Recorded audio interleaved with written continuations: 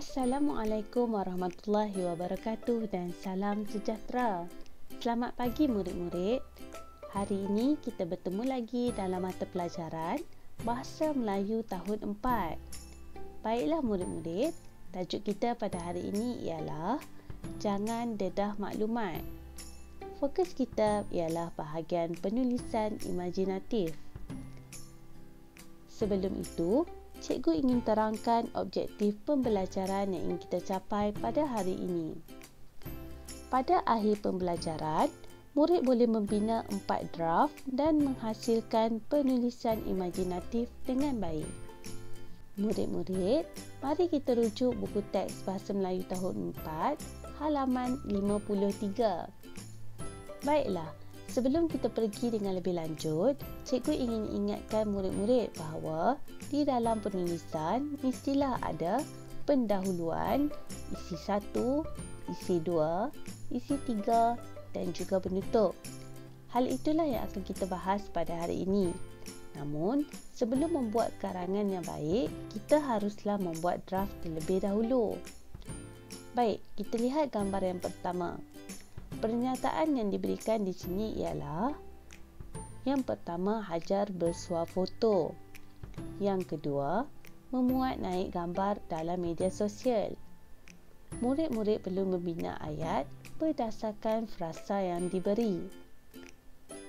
Baik, di sini dia telah memberi contoh, iaitu frasa yang pertama, Hajar suka bersuah foto. Ayat untuk frasa yang kedua, dia memuat naik gambarnya dalam media sosial. Baiklah murid-murid, mari kita lihat gambar yang kedua pula. Pada gambar ini, murid-murid dapat lihat Hana sedang berkongsi sesuatu di media sosial. Kita lihat pernyataan yang diberi pada isi 1. Frasa yang pertama, berkongsi lokasi.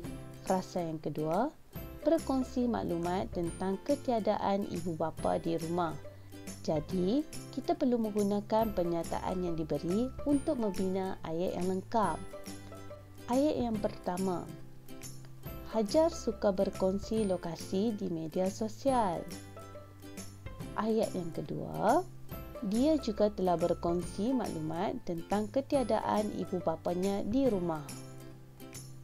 Baik murid-murid, mari kita lihat gambar yang ketiga, iaitu untuk isi yang kedua. Frasa yang diberikan ialah kelihatan seorang pencuri menceroboh masuk. Jadi murid-murid, cuba bina ayat berdasarkan pernyataan yang diberi. Bagus. Sekarang, cikgu ingin kongsi contoh ayat yang lengkap. Untuk frasa yang pertama, kelihatan seorang pencuri sedang mengumpil pintu rumah Hajar. Untuk frasa yang kedua, pencuri tersebut hendak menceroboh masuk ke dalam rumahnya. Baik, mari kita lihat gambar yang keempat. Pada gambar ini, murid-murid dapat lihat pencuri telah digari oleh polis ataupun pencuri telah ditangkap oleh polis. Jadi, pernyataan yang diberikan ialah yang pertama, jiran menelefon polis. Yang kedua, polis memberikan nasihat. Jadi, ayat apa yang murid-murid boleh bina daripada pernyataan tersebut? Baik, cikgu akan kongsikan. Yang pertama, jiran Hajar menelefon polis untuk membuat laporan. Untuk ayat yang kedua, pihak polis memberikan nasihat kepada Hajar supaya berhati-hati semasa menggunakan media sosial. Mari kita lihat gambar yang kelima, iaitu untuk penutup ataupun perenggan yang terakhir. Frasa yang diberikan ialah menyesal akan perbuatan dan juga akan sentiasa berwaspada. Murid-murid boleh membina ayat, iaitu Hajar menyesal akan perbuatannya. Dia berjanji akan sentiasa berwaspada selepas ini. Baiklah murid-murid, selesai tugasan kita pada hari ini, iaitu untuk membina ayat pada draft berdasarkan pernyataan yang diberi. Sekarang, salin semula semua ayat yang dibina pada draft dalam bentuk perenggan. Baiklah murid-murid, cikgu akan kongsikan contoh karangan imajinatif. Murid-murid boleh merujuk karangan ini untuk membina satu karangan imajinatif yang baik. Jangan dedah maklumat. Hajar suka bersuah foto. Dia memuat naik gambarnya dalam media sosial. Dia amat suka bergambar dengan pelbagai gaya.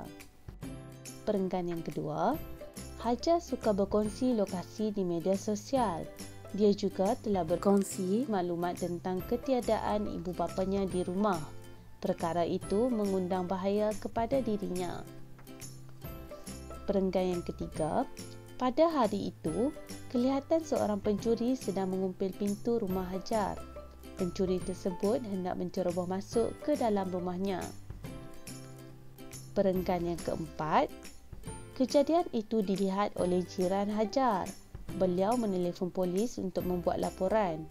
Akhirnya, pencuri itu ditangkap oleh polis. Pihak polis memberikan nasihat kepada Hajar supaya berhati-hati semasa menggunakan media sosial. Perenggan yang terakhir iaitu penutup. Hajar menyesal akan perbuatannya. Dia berjanji akan sentiasa berwaspada selepas ini. Selesai perkongsian jawapan mengenai penulisan imajinatif daripada cikgu. Murid-murid, itu sahaja daripada cikgu untuk topik kita pada hari ini. Cikgu harap kamu boleh menghasilkan penulisan imajinatif ini dengan baik dan juga kreatif. Selamat mencuba!